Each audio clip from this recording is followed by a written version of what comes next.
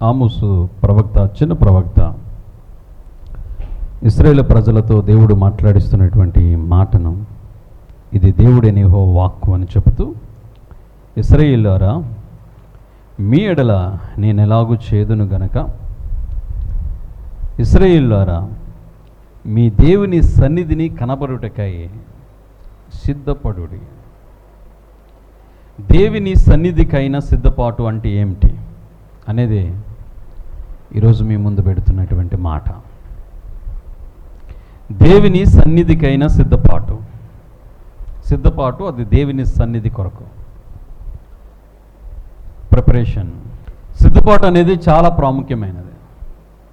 ఇక్కడున్న వారు చాలామంది పరీక్షలు రాసేవాళ్ళు ఉంటారు, చదువుకున్న బిడ్డలు ఉన్నారు కదా. పరీక్షలు రాయాలంటే పరీక్ష రాసే ముందు ఏం చేస్తారు? రాత్రి పగళ్ళు కష్టపడి చదువుతారంటే సిద్ధపాటు. అంటే పరీక్షల్లో నేను పాస్ అవ్వాలి, పరీక్షల్లో వారు ఇచ్చినటువంటి ప్రశ్నలకు నేను సమాధానం ఇవ్వాలని ఏం చేస్తారు? ముందు నుంచి ప్రిపేర్ అనగా సిద్ధపాటే వెళ్తారు. అంతేగాని ఏం సిద్ధపాటు లేకుండా వెళ్ళి ఎగ్జామ్ రాస్తారా? ఎగ్జామ్ రాస్తే ఏమవుతుంది? ఫెయిల్ అయిపోతాం. పరీక్షలో ఈరోజు సిద్ధపాటు కావాలి. అదేవిధంగా చాలా విషయాలు, మరి ఇంటర్వ్యూలో కానీ, మనం చదువుకునే చదువులో కానీ, లేకపోతే ఏ ఇతర కార్యాలకైనా, దేనికైనా సరే ఈరోజు చాలా ప్రాముఖ్యమైనది ఏంటంటే సిద్ధపాటు లేకుండా ఏ పని మనం చేయలేం. సిద్ధపడకుండా ఏది సాధించలేం. మరి ఈ లోకంలో అనేకమైన వాటి కొరకు మనం సిద్ధపడుతున్నామే, మరి దేవుని సన్నిధికి వచ్చేటప్పుడు దేవుని సన్నిధికై మనలో సిద్ధపాటు ఉందా? ఈ ప్రశ్న చాలామందికి ఒక ఆలోచన రావచ్చు. అదేంటండి, దేవుని సన్నిధికి వచ్చేటప్పుడు కూడా సిద్ధపడి రావాలా? ప్రిపేర్ అయ్యి రావాలా? ఏముంది, ఉదయాన్నే లేస్తాం, స్నానం చేస్తాం, టిఫిన్ చేస్తాం, బైబిల్ తీసుకుంటాం, చర్చికి వచ్చేస్తాం. రెగ్యులర్గా ప్రతి ఆదివారం జరిగే కార్యక్రమమే కదా ఇది. ఇందులో ప్రత్యేకంగా సిద్ధపాటు ఏముంటుంది అన్న ఆలోచన మనలో చాలామందికి ఉండొచ్చు.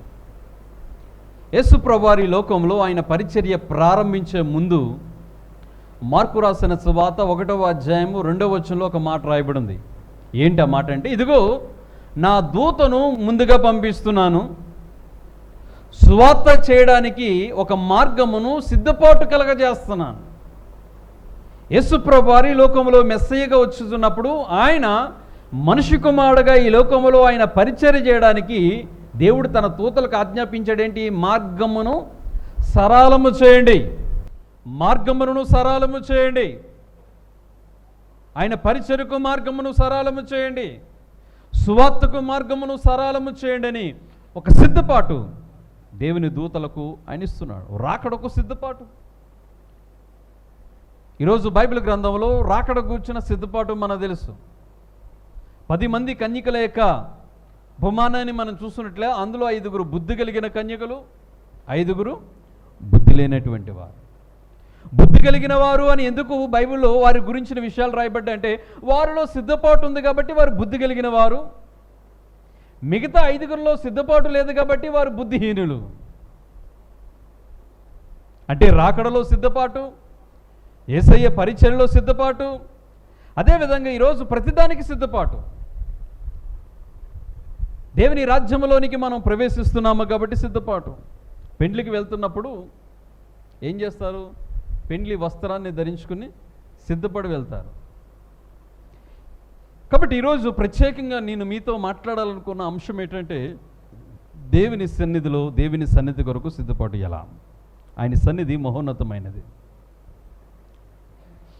మోషేతో దేవుడు మాట్లాడుతున్నాడు, మోషే, నేను మీ మధ్యకు రావాలనుకుంటున్నాను, మీతో ఉండాలనుకుంటున్నాను, మీతో కలిసి ఉండాలనుకున్నాను, నాకు ఒక పరిశుద్ధమైన స్థలము నిర్మించాలి అనగానే మోషే ఒక ప్రత్యక్షపు గుడారాన్ని దేవుని కొరకు నియమించి, అందులో యాజకులైనటువంటి వారిని ఒక గోత్రాన్ని ఏర్పాటు చేసి నిత్య ఆరాధనను అక్కడ ప్రత్యక్షపు గుడారంలో దేవుడు ఏర్పాటు చేశాడు. ఆ తర్వాత దేవునికి ఒక శాశ్వతమైన మందిరము కొరకు అబ్రహాము, ఇస్సాకులు సమర్పణ చూసినటువంటి మోరియా పర్వతం మీద దావీదు దేవుని ఆలయాన్ని కట్టాలనుకున్నాడు. కానీ తన కుమారుడైనటువంటి సొలొమోను ద్వారా గొప్ప ఆలయం అక్కడ కట్టబడింది. ఆలయములో దేవుని ఆరాధన జరుగుతుంది. ఆనాటి నుండి కూడా దేవుని సన్నిధి, దేవుని ఆలయాలు, సమాజ మందిరాలు అనేకమైనవి దేవుని కొరకు ఏర్పాటు చేసుకుని ఈరోజు దేవుని సన్నిధిని అనుభవిస్తున్నాం, ఆరాధిస్తున్నాం. అయితే ఆలయము కాదు ప్రాముఖ్యమైనది, నీ హృదయము ప్రాముఖ్యమైనది. ఆయన రాకడ వస్తున్నప్పుడు ఆయన రాకడలో ఎత్తబడేది దేవుని ఆలయము కాదు, దేవుని మందిరము కాదు. దేవుని మందిరం ఇక్కడ ఉంటుంది, దేవుని ఆలయం ఇక్కడ ఉంటుంది. కానీ ఎత్తబడేది ఎవరంటే దేవుని ఆలయములో నివసించే నీవు, దేవుని ఆలయములో సిద్ధపడిన నీవు. అంటే ఆదివారం ఆరాధన అంటే దేవుని మందిరాన్ని మనం సిద్ధం చేస్తున్నాం, రైట్. దేవుని మందిరాన్ని ఆరాధన కొరకు మనం సిద్ధపరుస్తున్నాం. అది శుక్రవారం వచ్చిందంటే శనివారం రాగానే మనలో ఉన్నటువంటి చాలామంది స్త్రీలు వచ్చి ఏం చేస్తారు, దేవుని ఆలయాన్ని సిద్ధం చేస్తున్నారు, శుభ్రపరుస్తున్నారు. ఎక్కడ ఉపకరణాలు అక్కడ పెట్టాలి, ఎక్కడున్నవి అక్కడ వేయాలి, సౌండ్, అదేవిధంగా లైటింగ్, లేకపోతే అన్నిటినీ కూడా దేవుని ఆలయము చక్కగా అన్ని కూడా సిద్ధపరుస్తున్నాం, రైట్. మంచిదే, దేవుని ఆలయము సిద్ధపాటు ఉంది. దేవుని ఆలయం కొరకు ఒక సిద్ధపరచబడిన విధానం మనకుంది. మన హృదయం సిద్ధపరచబడుతుందో దేవుని సన్నిధికి సిద్ధపాటు ఒక 3 అంశాలు ఈరోజు మీతో మాట్లాడబోతున్నాను. మొట్టమొదట దేవుని సన్నిధికైన సిద్ధపాటులో పరిశీలన ఉండాలి. రెండవది దేవుని సన్నిధికైన సిద్ధపాటులో ప్రతిష్టత ఉండాలి. మూడవది దేవుని సన్నిధికైన సిద్ధపాటులో ప్రథమ ఫలము ఉండాలి. ఈ 3 మన జీవితాల్లో మనం కలిగి ఉన్నట్లయితే దేవునికి నిజమైన సిద్ధపాటు కలిగిన వారమే. మొట్టమొదటి చూద్దాం. దేవుని సన్నిధికైన సిద్ధపాటులో ఏముండాలంటే పరిశీలన. ఏముండాలి? పరిశీలన.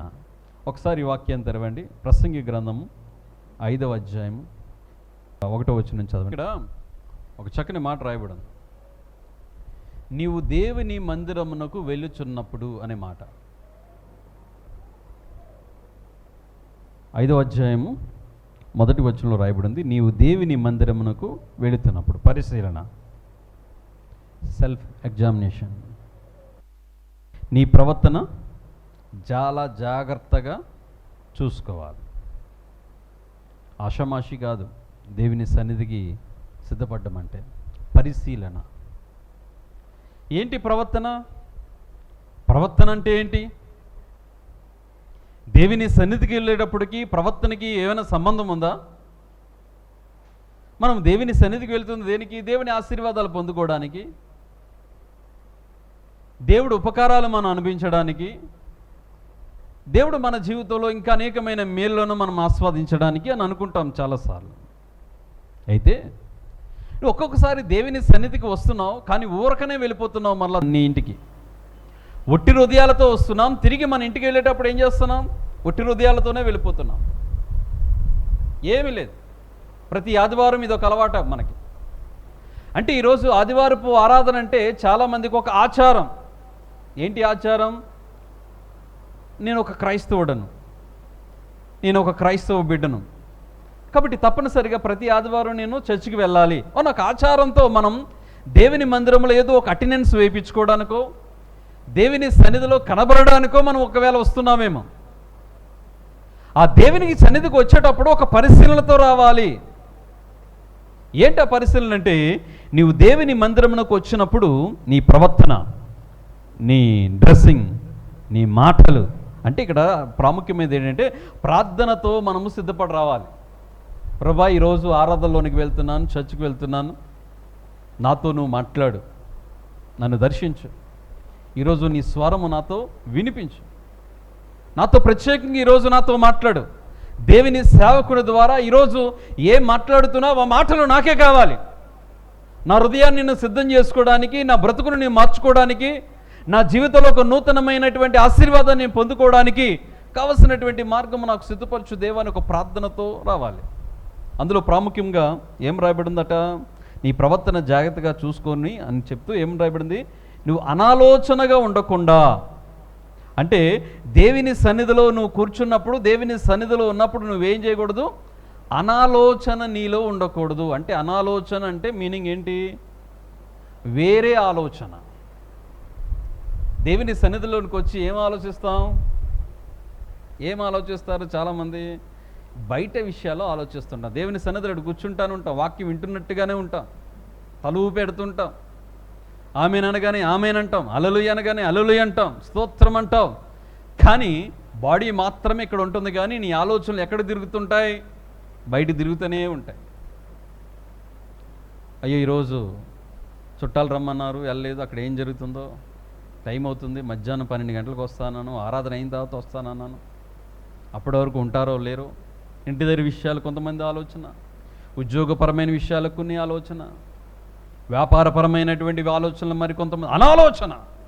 దేవుని సన్నిధిలో ఉన్నప్పుడు నీ ఆలోచనలు, నీ మైండ్, నీ యొక్క మనస్సు అంతా కూడా ఎక్కడ కేంద్రీకృతం అవ్వాలంటే దేవుని సన్నిధిలో కేంద్రీకృతం అవ్వాలి. దేవునికి స్తోత్రం, హల్లెలూయా. వేరే ఆలోచన నీ మైండ్లోకి రాకూడదు. వేరే వేరే తలంపులు నీ ఆలోచనలోనికి రాకూడదు. అనాలోచనతో ఉంటే ఏం జరుగుతుంది తెలుసా? ఉజ్జా దేవుని మందసము దావీదు పురములోనికి వస్తున్నప్పుడు అనాలోచనతో ముట్టుకున్నాడు. అంటే అతను చేయవలసిన పని కాదు అది, అతని డ్యూటీ కాదు అది. అనాలోచనతో ఉన్నాడు కాబట్టి దేవుని మందసము ఆ బండి మేంచి జారిపోతుంటే అతడు ఎక్కడో ఉన్నాడు, ఏదో ఆలోచనలో ఉన్నాడు, ముట్టాడు, అక్కడ ఏమైపోయాడు? చనిపోయాడు అంతే. ఐతుకు దేవుని సన్నిధిలోనికి వచ్చాడు. పౌలు గారు వాక్యం చెప్తున్నారు. వాక్యం చెప్తుంటే ఏం చేస్తున్నాడట? కిటికీ దగ్గర కూర్చొని ఏం చేస్తున్నాడండి? నిద్రపోతున్నాడంటే అనాలోచనతో ఉన్నాడు. సగం బాడీ ఏమో దేవుని చర్చిలో ఉంది, సగం బాడీ ఏమో చల్లటి గాలిలో ఉంది, అంటే బయట లోకంలో ఉందన్నమాట. ఈ రెండు రకాలుగా ఉన్నాడు. ఎప్పుడైతే దేవుని వాక్యమో ఒక చెవిలో వినబడుతుంది, ఇంకొక చెవిలో ఏం వినబడుతుంది? బయట ఉన్నటువంటి పాటలు, బయట ఉన్నటువంటి గోల, బయట ఉన్నటువంటి అన్నీ వినబడుతున్నాయి. సడన్గా జారాడు, కింద పడ్డాడు, చచ్చిపోయాడు, మరణించిన వాడాయను. గబగబా పౌలు గారు వెళ్ళి మరలా అతన్ని బ్రతికించినట్లుగా, లేపినట్లుగా దేవుని వాక్యంలో మనం గమనించగలం. అంటే అతడు దేవుని సన్నిధిలో ఎలా ఉన్నాడు? అనాలోచనతో ఉన్నాడు. అననీయ సప్పీరా వారు కూడా దేవుని మందిరాల్లోకి వచ్చారు, అనాలోచనతో వచ్చారు. దేవుని సన్నిధిలో ఏ మాట్లాడినా సరిపోతుందిలే, దేవుని మందిరంలో ఏ మాట్లాడినా సరిపోతుంది. అంటే ఈరోజు దేవుని సన్నిధికి వచ్చి చాలాసార్లు మన బాధలు, కష్టాలు, ఇరుకులు, ఇబ్బందులు ఈ ప్రపంచంలో ఎవరికి లేవు, నాకే ఉన్నాయి ప్రభు అని దేవుని సన్నిధి అంతా ఇక్కడ పెడతాం. ఇంట్లో ఉన్నప్పుడు హ్యాపీగా ఉంటావు, ఫ్యామిలీతో ఇంట్లో ఉన్నప్పుడు సంతోషంగా మాట్లాడతావు, కుటుంబాలతో సంతోషంగా మాట్లాడతావు. దేవుని సన్నిధికి రాగానే అన్నీ గుర్తుకొచ్చి ఏం చేస్తావు? అనాలోచనతో ఎక్కడికో పోతుంటావు. కాదండి, నువ్వు దేవుని సన్నిధిలో సిద్ధపడాలి. ఎలా ఉండాలంటే అనాలోచనతో కాకుండా దేవుని సన్నిధిని అనిపించారు. రెండు ఇక్కడ ఏంటంటే ప్రాముఖ్యంగా చాలా విషయాలు మన మైండ్ ఒక్కొక్కసారి డైవర్ట్ అయిపోతుంది. ఈ మధ్య కాలంలో టెక్నాలజీ వచ్చిన తర్వాత చాలామంది బైబిల్ గ్రంథం క్యారీ చేయట్లేదు, బైబిల్ తీసుకుని రావట్లా. కారణం ఏంటి తెలుసా? ఇప్పుడు సెల్ ఫోన్లో బైబిల్ వచ్చింది. 100% తప్పు ఇది. సెల్ ఫోన్లో బైబిల్ నువ్వు ఇంటి దగ్గర కూర్చొని చూడడానికి, చర్చిలో కూర్చొని చూడడానికి కాదు. సెల్ ఫోన్లో బైబిల్ ఎవరు కూడా దయచేసి దేవుని మందిరంలో వాడకూడదు. అది కూడా పెట్టండి, అక్కడ స్విచ్ ఆఫ్ చేసి మొబైల్ ఫోన్ అని పెట్టారు కదా, ఇంకోటి కూడా పెట్టండి, సెల్ ఫోన్లో ఎవరు కూడా బైబిల్ చూడొద్దని పెట్టండి. ఎందుకంటున్నానంటే సెల్ ఫోన్లో బైబిల్ ఆన్ చేస్తావు, రైట్, బాగానే ఉంది, ఈలోగా పైన ఏదో నోటిఫికేషన్ వస్తుంది, టింగ్ మన శబ్దం వస్తుంది, చెయ్యి ఊరకనే ఉంటుందా, పైన టక్కని టచ్ చేస్తావు, అప్పుడు బయలుదేరుతావు ఒకదాని తర్వాత ఒకటి. అది చూసిన తర్వాత మళ్ళీ నువ్వు ఆన్లైన్ రాగానే ఆయన ఇంకోటి పంపిస్తాడు, నువ్వు ఇంకోటి పంపిస్తావు, అయిపోయింది. ఏమైపోయింది? డైవర్ట్ అయిపోయింది. అవసరంలా. బైబిల్ క్యారీ చేయండి, బైబిల్ తీసుకుంటాండి. దేవుని మందిరానికి వచ్చినాడు ఒక ఆయుధం కావాలి మనకి. యుద్ధానికి వెళ్తున్నప్పుడు చేతులు ఊపుకుంటే యుద్ధంలోకి ఎవడతాడు? ఎవరైనా యుద్ధానికి వెళ్తున్నప్పుడు నా దగ్గర ఏం అవసరం లేదు, ఏమి లేదని చేతులు ఊపుకుంటే వెళ్తే యుద్ధం చేయగలడా? యుద్ధానికి వెళ్తున్నప్పుడు ఏం డాలు ఉండాలి, కత్తి ఉండాలి, లేకపోతే ఆయుధం ఉండాలి. ఆయుధం లేకుండా యుద్ధంలోనికి వెళ్ళాడు, యుద్ధంలో జయాన్ని పొందలేడు. అలాగే దేవుని మందిరంలోకి వచ్చినప్పుడు మన చేతిలో బైబిల్ ఉండాలి. Cell phone not a Bible. Cell phone ఎప్పుడు కూడా అది బైబిల్గా నువ్వు ఇష్టపడడానికి ఏమాత్రం ఉపయోగించకండి. అది ఎప్పుడైనా నీ ప్రయాణంలో ఉన్నప్పుడు, నువ్వు గృహంలో ఉన్నప్పుడు, ఎప్పుడైనా ఖాళీగా ఉన్నప్పుడు చదువుకోవడానికో ఉపయోగించుకోండి అది. కానీ దేవుని ఆలయంలో అది ఒక బైబిల్ కాదు, అది కూడా అనాలోచనకు కారణమే. అందుకే దేవుని సన్నిధిలో సిద్ధపడండి. రెండు విషయాన్ని మనం చూద్దాం. కింద భాగంలో ప్రసంగి గ్రంథంలోనే కింద భాగంలో మనం చూసినట్లయితే నీ మాటలు ఎలా ఉండాలట? దేవుని మందిరంలో కొద్దిగానే ఉండాలి. రెండవ వచనంలో నీ హృదయమును త్వరపడనీక నీ నోటిను కాచుకొనుమును, దేవుడు ఆకాశమందు ఉన్నాడు, నువ్వు భూమి మీద ఉన్నావు. కాబట్టి నీ మాటలు ఎలా ఉండాలి? నీ మాటలు దేవుని సన్నిధిలోనికి వచ్చిందంతా నీ మాటలు ఎలా ఉండాలంటే దేవునికి సంబంధించిన మాటలు ఉండాలి. అంటే దేవునికి స్తుతి చెల్లించాలి, ప్రార్థన చేయాలి. అంతేగాని ఈ దేవుని మందిరంలోనికి వచ్చినంత అక్కడ వాక్యం చెప్తుంటే పక్కన చూసి చీర మెత్తగా ఉందా, పలచగా ఉందా, ఒక్కసారి దాన్ని చూసి ఎక్కడ కొన్నారు, ఇది ఏ షాపులో కొన్నారు, అది అవసరమా దేవుని మందిరంలో? ఇక్కడ షాపింగ్ విషయాలు, కట్టుకునే వస్త్రాల విషయాలు, పెట్టుకునే విషయాలు, ఇవి కాదు మనము దేవుని సన్నిధిలో అడగవలసినవి. నీ సహోదరుడికి కనబడుతున్నప్పుడు నీ మాట నుంచి వారి దగ్గరికి ఏం రావాలంటే ప్రైజ్ ది లార్డ్,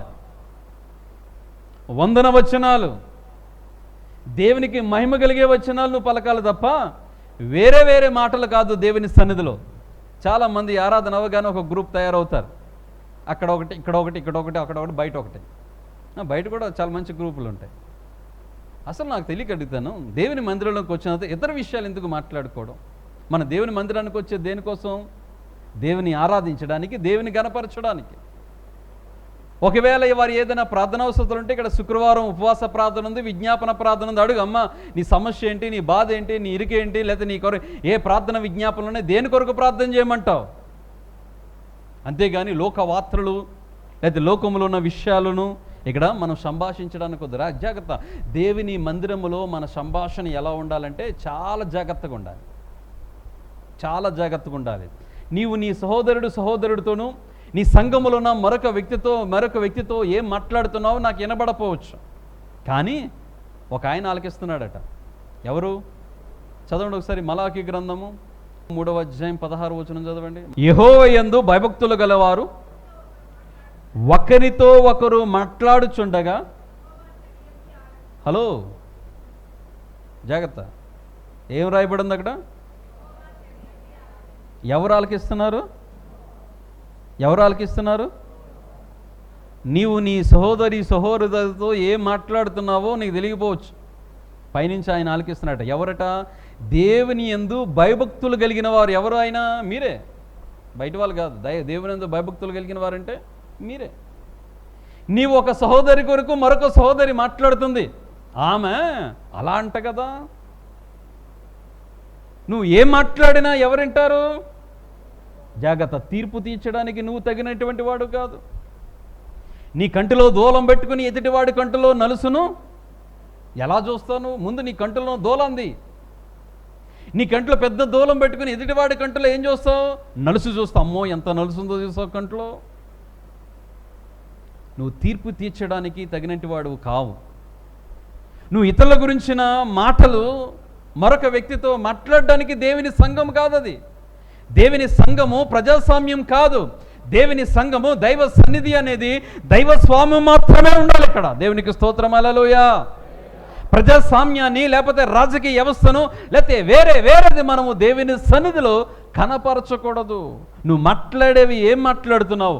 ఒక సహోదరు గురించి ఏం మాట్లాడుతున్నావు? ఒక సహోదరుడి గురించి ఏం మాట్లాడుతున్నావు? ఇతరుల గురించి ఏం మాట్లాడుతున్నావు? దేవుడు వింటున్నాడు. జాగ్రత్త. దేవుని వాక్యమే చెప్తుంది, నేను చెప్తున్న మాటలు కదా. మలకి గ్రంథంలో ఆయన చెప్తున్నాడు, ఆయన చెవియొగ్గి వింటున్నాడు, చెవియొగ్గి మాటలు వింటున్నాడని దేవుని యొక్క మాటల ద్వారా దేవుడు సెలవిస్తున్నటువంటి మాటలు. తర్వాత 3వ భాగాన్ని మళ్ళీ కింద భాగంలో చూసినట్లయితే, నువ్వు దేవునికి 4వ వచనంలో కదా, నీ మాటలు పలుకువాడు బుద్ధిహీనుడు. పెక్కు మాటలు పలుకువాడు ఏంటట? బుద్ధిహీనుడు. ఎక్కువగా మాట్లాడుతూనే ఉంటారండి కొంతమంది, పని పాట ఉండదు, అలా మాట్లాడ లోడ చెప్పుడు చూడండి. తెలివైన వాడు, వివేకైన వాడు చాలా తక్కువ మాట్లాడతాడు. తెలివైన వాడు, వివేకైన వాడు ఎన్ని మాట్లాడతాడు? తక్కువ మాట్లాడు. లోడ వాగాడు అనుకోండి, ఏమి లేనట్టు. అదే నీ మాట తీరును బట్టే నువ్వేంటో తెలిసిపోతుంది. మనం పెక్కు మాటలు మాట్లాడకూడదు, అనవసరమైన మాటలు. ఏదైనా సంభాషణ, అది ఇంటి దగ్గర కావచ్చు, దేవుని మందిరంలో కావచ్చు, బయటే కావచ్చు. నీ మాటలు, పెక్కు మాటలు ఎలా ఏంటంటే బుద్ధిహీతను కలగజేస్తున్నాయని దేవునికి వాక్యం రాయబడుతుంది. తర్వాత 4వ వచనంలో ఏం రాయబడిందంటే, నీవు దేవునికి మొక్కుబడి చేసుకునేలా దానిని నువ్వేం చేయాలి? ఆలస్యము చేయకుండానే దాన్ని నువ్వు చెల్లించవలను. మొక్కుబడుల విషయంలో జాగ్రత్త. అంటే ఇక్కడ పైన ఒకటే హెడ్డింగ్. ఏంటి హెడ్డింగు? నువ్వు దేవుని మందిరానికి వెళ్తున్నప్పుడు నీ ప్రవర్తన జాగ్రత్తగా చూసుకుంటే ఇవన్నీ వస్తున్నాయి. నీ ఆలోచన వస్తుంది, రెండవది నీ మాటలు వస్తాయి, మూడవది నువ్వు చెల్లించే కానుక. మొక్కుబడి అనగా కానుక. కామన్గా దేవుని మందిరంలోకి వచ్చిన తర్వాత కానుక అనేది ఒక ప్రత్యేకమైన భాగం. దేవుని మందిరంలోనికి వచ్చి మనం ఏం చేస్తాం? కానుక వేస్తాం.